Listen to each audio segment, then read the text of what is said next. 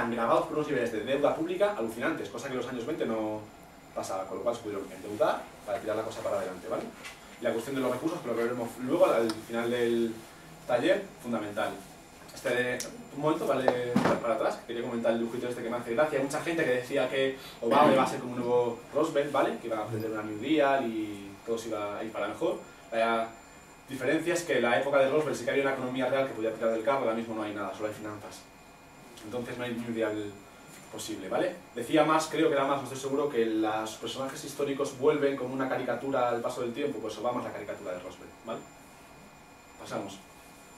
De este grupo de teorías hay otro punto para mí de crítica, que es que estas teorías oponen mucho la cuestión de mercado-estado, como una dicotomía constante, ¿vale? Realmente el enfrentamiento entre mercado y Estado es falso. El Estado no ha hecho más que crecer en los últimos años y de hecho la administración Bush, ahí es donde la vemos, es uno de los ejemplos de keynesianismo más potentes de la historia, pero sí, no en gastos sociales, sino en gasto militar. Pero a nivel económico es igual, ¿vale? ¿Pasamos? Y para mí esto es lo más importante como punto de crítica, que yo lo he llamado la trampa de la inversión pública. Vale, a ver, cualquier tipo de gasto público que sea, tiene que pasar por un ciclo de recolección de impuestos, ¿vale? Esto significa, en otras palabras, un ciclo de valorización del capital que tenga éxito. Ahora o a la larga, mediante la deuda. Y en este contexto histórico en el que vivimos, ¿qué significa un ciclo de valorización del capital que tenga éxito? Pues lo que estamos viendo, crecimiento. Sin crecimiento no puede haber un ciclo de valorización del capital que tenga éxito, para financiar las cosas que queramos hacer con el gasto público. ¿Y la senda del crecimiento a dónde nos lleva? Pues a dos cosas, a la catástrofe ecológica, lo veremos luego, y una dinámica de competitividad internacional que supone un grave deterioro social, es decir, competir con los chinos es un movidón, porque ellos cobran 60 horas a la semana, ¿vale? ¿Qué puede pasar? Que caigamos que retomemos el proteccionismo. Sabéis que, bueno, ahora mismo vivimos en un periodo de libre cambio, que es que los productos y las mercancías pueden circular por todo el mundo sin apenas interferencias de los estados. Quien dice que volvamos a poner interferencias políticas para potenciar los mercados nacionales, etc. Lo que pasa es que el proteccionismo tiene un peligro ahí, que no siempre, pero a veces, que es la guerra, ¿vale? Cuando los estados no pueden dar salida realmente a sus volúmenes de producción con el mercado, lo hacen con las armas. Eso es un movido. Entonces, este es el dilema, la puta trampa de aumentar el gasto público. ¿Por dónde tiramos? ¿Por dónde hacemos crecer? ¿Vale? Pasamos. Vale, y ahora la teoría de los límites internos del capital, que es la mítica, ortodoxa y clásica, que es de la tasa de ganancia de más. Aquí tampoco nos vamos a meter en berenjenales muy técnicos porque se nos va de madre, pero, a ver, la caída de la tasa de ganancia es una ley que descubrió Marx, que es una de las que describe en el Capital, que viene a decir algo así. Bueno, el resultado final es que la caída de los beneficios, o sea, que los empresarios, hay una tendencia histórica que ganen cada vez menos, ¿vale? ¿Por qué se produce esto? Es complicado, pero a ver, se supone que de donde sale realmente el beneficio es del plusvalor. El plusvalor solo puede salir de la fuerza de trabajo de los trabajadores. A medida que introduces maquinaria en el proceso productivo, tienes una ventaja competitiva a corto plazo con respecto a los otros capitalistas con los que compites, pero a la larga reduces el único lugar donde se puede extraer plusvalor, que es la fuerza de trabajo, ¿vale? Por lo tanto, hay una tendencia a que cada vez las empresas ganen menos. Y eso, pues, desincentiva la inversión, etcétera, etcétera. ¿Pasamos? Bueno, realmente aquí estáis viendo, creo que esta gráfica es la tasa de ganancias real de las sociedades desde los años 40, pues va como bajando. Realmente luego veis que en algunos momentos sube, ¿no? Pasa, porque sí que se contrarresta con algunas cosas como la conquista de mercados nuevos, el desarrollo del comercio exterior, el aumento de la productividad por hora de trabajo gracias a la inversión en tecnología. Lo que pasa es que eso a la larga vuelve a poner el problema peor y, sobre todo, el endurecimiento de la explotación, ¿vale? Entonces, bueno, para los marxistas estamos viendo un final de ciclo que realmente empezó a declinar en el 73 y ahora ya estaríamos en la fase ya como catastrófica de ese final de ciclo. ¿Pasamos? La que más que cada vez la bajada, o sea, hay más subida, pero no bajada. Sí, o bueno. sea, hay un momento que he visto ya en la última parte, que lo que es la cumbre, va bajando, pero no sabe a dónde va a bajar. Sí, porque no sabe dónde bajar, porque la fecha llegaba hasta ahí, pero bueno, independientemente de eso, sin más sea para hacernos a la idea de cómo los marxistas clásicos explican la crisis, ¿no? Entonces, para mí esta idea del bloqueo interno del propio capital por su estructura social, creo que siendo correcta, tiene que ser complementada. Porque la caída de los beneficios está relacionada con una dimensión o sea, con la disminución paulatina de la calidad y la cantidad de lo que Marx denominó como mundo de la naturaleza, ¿vale? Que es una cosa que Marx lo tuvo en cuenta de manera muy ambigua, hay bastante discusión sobre eso, pero el marxismo para nada. Os sonará mucho una tesis marxista que dice que el valor, o sea, que el trabajo es la fuente de todo valor, de toda riqueza social, ¿vale? ¿Y es realmente el trabajo la fuente de toda riqueza social? Yo digo que no. El trabajo es una parte, es un factor creador de la riqueza social. Pero, por ejemplo, el sol, trabaja alguien en el sol, hay algún tipo de actividad humana en el sol, y sin sol no hay nada, ¿vale? Es decir, hay algo más que el trabajo en la creación de la riqueza social.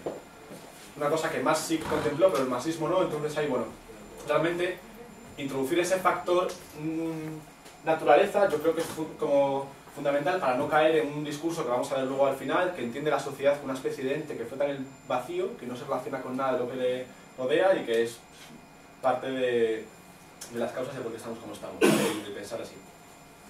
Vale, pasamos.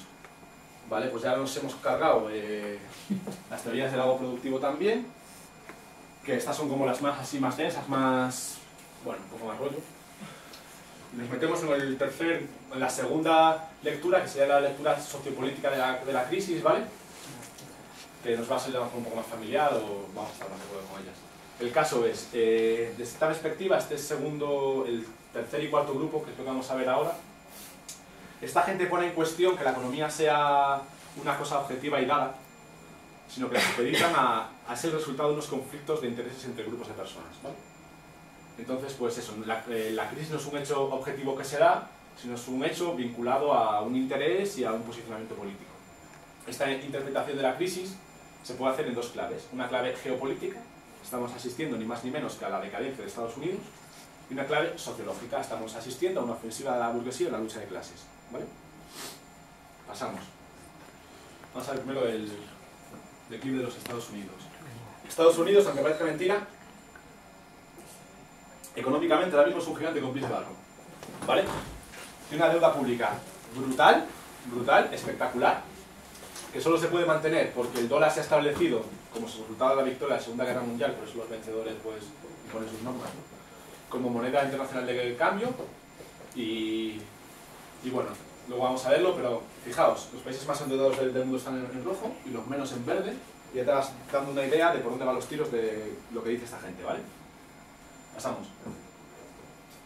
Aquí vemos los volúmenes de deuda de Estados Unidos, ahora mismo, bueno, esto es hasta el 2010, en julio del 2012 se espera que alcancen el 112% del PIB, es decir, tienen más deuda ya que el propio Producto Interior Bruto del país, que es gigantesco. No se llegaban estos volúmenes de deuda desde el 45, que es pues, después de la Segunda Guerra Mundial y todo el endeudamiento que tuvieron que asumir para vencer la guerra. Este es uno de los puntos débiles de Estados Unidos, su inmenso nivel de deuda pública, que a ver quién coño la paga. Pasamos. Y lo gracioso es que ¿quién tiene la mayoría de deuda pública de Estados Unidos? China. Nuestros amigos los chinos, que están básicamente poco a poco comprando el país. Ya tienen un 8% de toda su deuda pública y a ver luego qué quieren hacer con ella, ¿vale? Es un montón, o sea, un 8% de la deuda pública de Estados Unidos es una barbaridad, ¿vale? Pasamos. Segundo rasgo de la debilidad de Estados Unidos, su seguridad energética. Estados Unidos llegó a su pico de petróleo en 1971, así ya introducimos el concepto para luego, ¿vale? Es decir, desde el 71 Estados Unidos cada vez produce menos petróleo. Ahora mismo está produciendo al nivel de los años 40, ¿vale? Eso también explica un poco el giro en la política internacional de Estados Unidos desde el 71, que dejó de orbitar tanto en contener a la Unión Soviética como en empezar a posicionarse alrededor de Oriente Medio, las grandes reservas de Arabia Saudí, etc. Y el tercero es la depreciación constante del dólar, pues desde los años 50-60 hasta ahora, que bueno, pues el dólar cada vez vale menos, lo que pasa que al ser la moneda de cambio internacional sigue manteniendo a flote y tal. Pasamos. Es decir, para esta gente hay muchos teóricos que lo que plantean es que estamos viviendo un momento de transición entre la hegemonía de Estados Unidos y el lanzamiento de la hegemonía de China y el sudeste de Asia, que serían los nuevos polos rectores del capital del futuro, ¿vale? Entonces, realmente la crisis no sería la crisis del colapso del sistema, como yo dije al principio, sino la crisis de la caída de Occidente, que nos estaría llevando a nosotros por el camino, ¿vale? Estados Unidos cae para abajo y nos lleva a nosotros con él. Realmente sería el auge de Asia. Vale, pasamos. Siendo cierta la cuestión de la decadencia de Estados Unidos, bueno, una verdad que hay que matizar, porque el inmenso poder militar que tienen les da una cierta maniobra para hacer cosas, ¿no? Tampoco vamos a asistir a la caída de Estados Unidos en 2 días, pero sí que es una tendencia histórica que se puede observar, siendo cierta